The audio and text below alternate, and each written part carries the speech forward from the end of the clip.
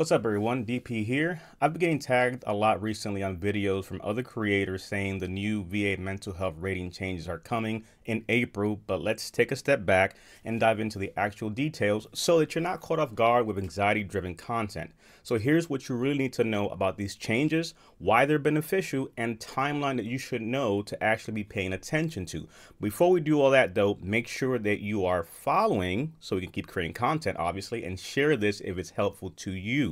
You see attached here, this way, the email that actually came out February of 2022. So this is a long time coming with suspense dates that have lapsed, and we'll discuss that. So let's actually look at what are the changes coming. So the VA is updating its rating criteria for mental health disorders. These changes are meant to improve how veterans are evaluated and compensated based on the real impact that those conditions have on their lives. So here's actually what's different. Functional domains. Instead of checking off symptoms, which we're all used to seeing in some shape, fashion, or form that looks a little something like this. We've seen them, we've Googled them, we've heard about them, right? Check. So we're going now to functional domains. It'll look a little something like this, so you can follow along. This is the actual proposed rating change document as well, which will be in the description, so you can also review it yourself there. So functional domains is what we're looking at. So instead of just checking again symptoms, the VA is going to evaluate these 5 key areas: cognition, memory and decision making areas of your life, interpersonal relationship, task completion, how you manage your daily life responsibilities, navigating environment, self-care, your hygiene, your health upkeep. A big one here is that the minimum rating is going to be 10%. So every diagnosed mental health condition will automatically get you a 10% rating, no more 0% that are not making an impact financially for you. And then also an easier path to 100% rating. This criteria also now no longer makes it so much difficult to have total occupational and social impairment, as we've seen in the previous criteria that for some people is very hard to argue. Rather, now we're looking at severe impairments in just one or more domains that could qualify you for that rating, even if potentially you still may be working in some shape, fashion, or form. Severity of symptom ratings. The focus now shifts from simply listing your symptoms to determining how severe your condition is and how it impacts your daily life. Now, these updates are a good thing because they can result in higher ratings for many veterans who previously struggled to meet the rigid requirements of the old rating criteria. Now, let's consider the timeline, right?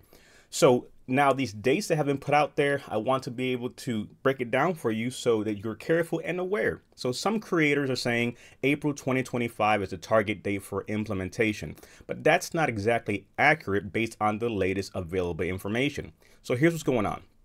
The VA is currently in the final ruling stages, which is a critical step, but not the last step. And there's still 2 more stages after that. The latest target completion date we have now is August 2025, but that date may shift, right? So just keep that in mind. Now, don't fall for this anxiety-driven content, which we sadly see. I get it. When you hear something about big changes, it's easy to get caught up and start to give into the fear about missing out or panic. But instead of relying on content that ramps up your anxiety, take a second, breathe, check the actual facts. So here's what you can do. 1, stay up to date through official sources like the Federal Register Notice, which will be linked and I've been showing you. Track progress yourself by following the regulatory updates.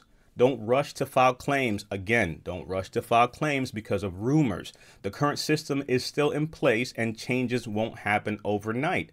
So again, keep that in mind. Changes are not happening overnight. There'll be a notice. They'll put the information out there and when it will take effect. Now, why these changes could work in your favor? These updates aren't just bureaucratic in nature or because they just have to happen. What they mean is there could be higher ratings for you and better compensation for veterans. You may ask why. Because if you've been struggling to prove total impairment, the new criteria is going to give you more flexibility to be able to talk to the functional impact of what you're dealing with. The VA is now recognizing symptoms like memory loss, trouble with relationships, difficulty in completing tasks that can be just as disabling as other obvious more impairments. And again, obviously the 10% rating minimum ensures that even if you have a mild condition, you're still having some level of compensation. So to wrap it all up for you, Changes are going to happen, but not as soon as people are saying. August 2025 is the current target date, but it could shift again. These updates are actually beneficial for most veterans and could lead to better ratings. And finally, don't get sucked into the panic. Stay informed, stay patient, stay strategic. Follow along. That's the biggest thing that I would want to cover for this.